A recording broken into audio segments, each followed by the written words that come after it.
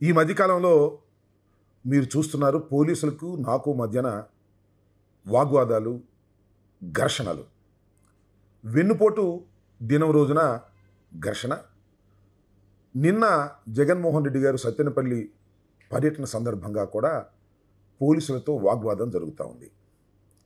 ఈ రెండు సంఘటనలు చూసిన తర్వాత కొన్ని ఛానల్స్, ముఖ్యంగా వైఎస్ఆర్ కాంగ్రెస్ పార్టీకి వ్యతిరేకంగా ఉండేటటువంటి ఎల్లో ఛానల్స్ ఒక విధంగాను, మాకు అనుకూలంగా ఉండేటటువంటి ఛానల్స్ మరొక విధంగాను థంబ్నెయిల్స్ పెట్టి ప్రచారం చేస్తున్నాయి. దీని గురించి కొన్ని విషయాలు రాష్ట్ర ప్రజలతో పంచుకోవాలనే ఉద్దేశంతోనే మీ ముందుకు వచ్చాను. నాకు వ్యతిరేకంగా ఉన్న TV5, ABN, లేకపోతే ఈనాడు నేనేదో దౌర్జన్యం చేస్తున్నానని, రౌడీగా బిహేవ్ చేస్తున్నానని, దానితో పాటుగా నన్ను పోలీసులు చితకబాదారని, నన్ను నెట్టేశారని ఇలాంటి వార్తలు వేసి వారు సునకానందాన్ని అనుభవిస్తున్నారు. అనుభవించడం నాకేం అభ్యంతరం లేదు. అయితే అనుకూలంగా ఉండేటటువంటి ఛానల్స్ ఏమో రాంబాబు గారు తిరగబడ్డారు, న్యాయం కోసం పోరాడారు, దమ్ముంటే మమ్మల్ని ఆపండి అంటూ మాట్లాడారు అనేటువంటి థంబ్నెయిల్స్ పెట్టి వారు ప్రచారం చేస్తున్నారు. అసలు వాస్తవం ఏమిటి? ఎందుకు అంబటి రాంబాబునైనా నేను 70 సంవత్సరాలు సమీపిస్తున్నప్పుడు అంత ఆవేశంగా పోలీసుల మీదకి వెళ్ళవలసిన అవసరం ఏమొచ్చింది అనే విషయాన్ని నేను ప్రజలకు చెప్పవలసినటువంటి బాధ్యత ఉన్నదని నేను భావిస్తున్నాను. ముఖ్యంగా నేను చెప్పదలుచుకున్నది ఏంటంటే, నా ఆవేశం పోలీసుల మీద కాదు, ఈ ప్రభుత్వం మీద అని. ప్రభుత్వం అంటే పోలీసులే ముందు కనపడుతున్నారు. ప్రభుత్వం అంటే ఏమీ లేదు. ఇవాళ పోలీసు అధికారులే కనిపిస్తున్నారు. నిన్న కానీ అంతకుముందు సంఘటన కానీ ఒక్కసారి పరిశీలిస్తే మమ్మల్ని అడ్డుకోవడంతో నేను ఆవేశాన్ని ప్రదర్శించవలసిన అనివార్యమైన పరిస్థితి అక్కడ ఏర్పడింది. నిన్నైతే జగన్మోహన్ రెడ్డి గారి పర్యటనకు మేము వెళుతున్నప్పుడు అడ్డగించేటటువంటి ప్రయత్నం చేశారు అందరినీ కూడా. సరే, మాకు నోటీసులు ఇచ్చారు, వెళ్ళడానికి వీల్లేదన్నారు. ఆగిందా? మీరు నోటీసులు ఇచ్చారు, 3 కార్లు 100 మంది మాత్రమే వెళ్ళాలి అని మీరు ప్రచారం చేశారు, నోటీసులు ఇచ్చారు, భయపెట్టాలని ప్రయత్నం చేశారు. ఆగిందా? ఇక్కడ మీరు తీసుకున్న నిర్ణయాలు తప్పు. ప్రభుత్వం తీసుకున్నటువంటి నిర్ణయం తప్పు. జగన్మోహన్ రెడ్డి గారు ఒక కార్యక్రమానికి వెళుతున్నప్పుడు, ఆయన మాజీ ముఖ్యమంత్రి స్వర్గీయ రాజశేఖర రెడ్డి గారి కుమారుడు, అత్యంత ప్రజాదరణ కలిగినటువంటి వ్యక్తి. ఆయన పరామర్శకు వెళుతున్నప్పుడు మీకు పర్మిషన్ కావాలని అనడం ఒకటి, రెండవది ఆయన అడ్డగించే ప్రయత్నం చేయటం ఒకటి. ఇది చాలా దుర్మార్గమైనటువంటి అంశం ప్రజాస్వామ్యంలో. కాబట్టి ఆవేశం వస్తుంది. మీరు చేస్తున్నటువంటి పనులన్నీ కూడా తప్పే. మీరు పోలీసు యంత్రాంగాన్ని ఉపయోగించి మమ్మల్ని అణచాలని అనుకుంటున్నారు. దీనిలో ఏమైనా సందేహం ఉందా? రాష్ట్ర ప్రజలు ఆలోచించమని మనం చేస్తున్నాం. గుండ్లపాడు అనే విలేజ్లో 2 తెలుగుదేశం వర్కర్లు చనిపోతే వాళ్ళు చంపుకుంటే పిన్నెల రామకృష్ణారెడ్డి గారిని, వారి తమ్ముడిని మీరు కేసులో పెట్టి వికృతానందాన్ని అనుభవిస్తున్నారే పోలీసులు. ఇది ధర్మమేనా? అంతేకాదు, చీటికి మాటికి కేసులు పెట్టేస్తున్నారు, చీటికి మాటికి లోపల వేసేస్తున్నారు, బెయిల్ రాకుండా అడ్డుకుంటున్నారు. అంటే ఏమిటి? పోలీసు యంత్రాంగాన్నంతా ఉపయోగించి వైఎస్ఆర్ కాంగ్రెస్ పార్టీని అణచాలని అనుకుంటున్నారు. అది సాధ్యం కాదు అనేది ప్రజాస్వామ్యంలో చరిత్ర చెబుతున్నది. ప్రతి దానికి పోలీసును లాఠీని ఉపయోగించాలి, కేసులు ఉపయోగించాలని మీరు చేసే ప్రయత్నానికి వ్యతిరేకంగానే మాకు ఆవేశం వస్తుందని మనవి చేస్తున్నాను. మా ఆవేశానికి అర్థం ఉంది, ఆలోచన కూడా ఉంది అని కూడా ఈ సందర్భంగా నేను చెప్పదలుచుకున్నాను. నిన్న జగన్మోహన్ రెడ్డి గారు పర్యటన వెళ్తున్నప్పుడు వారితో పాటు మేము కలిసి వెళ్తున్నాం కదా, బ్యారికేడ్ పెట్టి ఆపేస్తారండి మమ్మల్ని? ఆపేస్తే మేము ఊరుకోవాలా? కేసులు పెట్టుకోండి, మాకేం అభ్యంతరం లేదు. ఇప్పటికే నా మీద 5 కేసులు పెట్టారు, ఇవాళ కూడా కేసు పెట్టారు. సత్తెనపల్లి పోలీస్ స్టేషన్లో నా మీద కేసు పెట్టారు. కేసులు ఎదుర్కోవడానికి మేము సిద్ధంగా ఉన్నాము. అయితే అప్రజాస్వామికంగా పోలీసు యంత్రాంగాన్ని ఉపయోగించి మమ్మల్ని నిరోధించాలనేటువంటి ప్రయత్నం మీరు చేస్తున్నారు. దీన్ని ప్రతిఘటిస్తాం. దానిలో ఏ విధమైన సందేహము లేదు. దీనిలో ఏమి జరిగినా మేము సిద్ధంగానే ఉన్నాం. మీరు కేసులు పెడతారా, లోపల పెడతారా, లేకపోతే మరొక విధంగా మమ్మల్ని హింసిస్తారా, ఏమి చేసినా కూడా మేము సిద్ధంగా ఉన్నామనేటువంటి విషయాన్ని చాలా స్పష్టంగా నేను చెప్పదలుచుకున్నాను. అంతేకాదు, కార్యకర్తలు ఎవరూ భయపడవలసిన అవసరం లేదని కూడా ఈ సందర్భంగా నేను చెప్తున్నాను.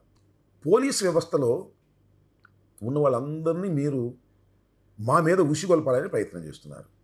కానీ ఒక్కసారి పరిశీలిస్తే రాష్ట్ర ప్రజానీకం పరిశీలిస్తే పోలీస్ వ్యవస్థలో చాలా సిన్సియర్ అధికారులు ఉన్నారు.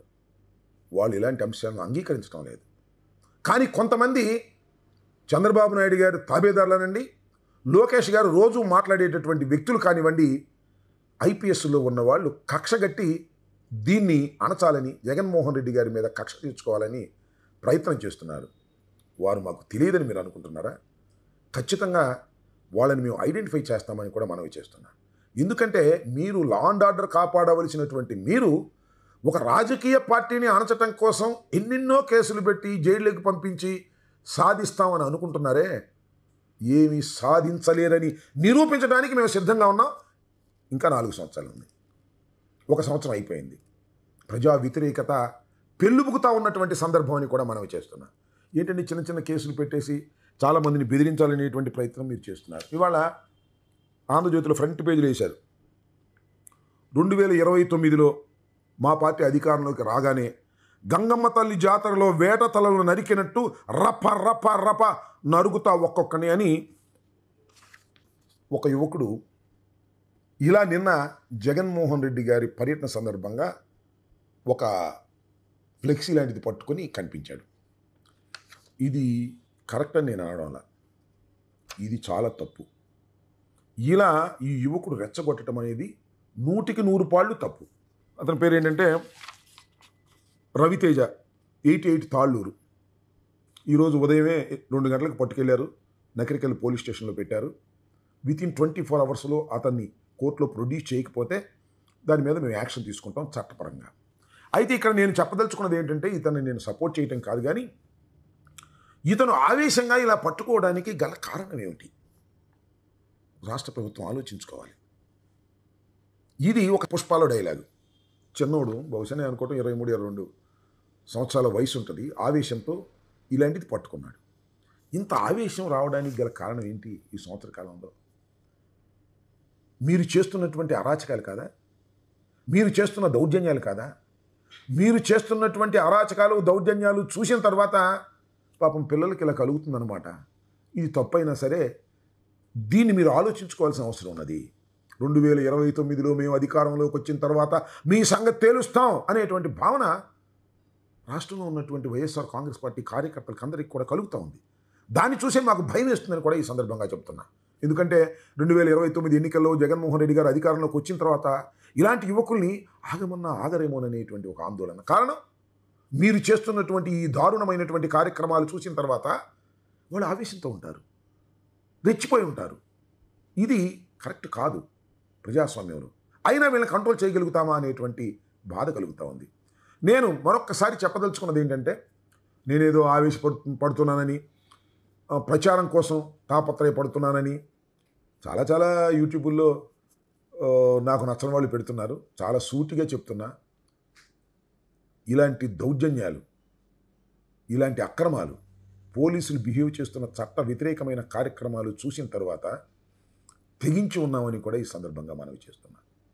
కేసులు పెట్టినా, లోపలు పెట్టినా, ఈ క్రమంలో ఏమి జరిగినా సిద్ధంగా ఉండవలసినటువంటి అనివార్యమైన పరిస్థితి కల్పించింది ఈ ప్రభుత్వం అనేది గుర్తుపెట్టుకోండి.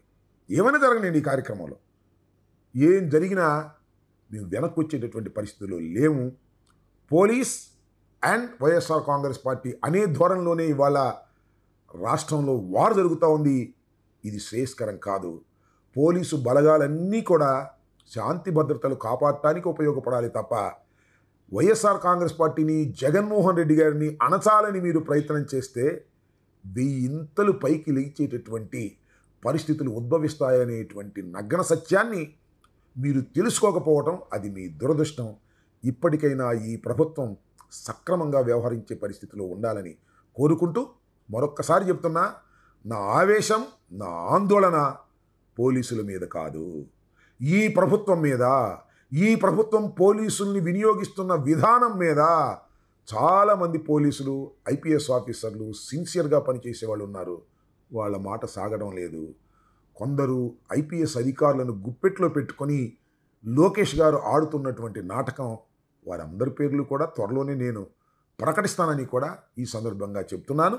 కాబట్టి దేనికి భయపడకోకుండా రాజకీయాలు చేయవలసినటువంటి పరిస్థితి కల్పించిన ఈ ప్రభుత్వానికి హెచ్చరిక కూడా చేస్తున్నాను, ఇది సరైనటువంటి పద్ధతి కాదు అని.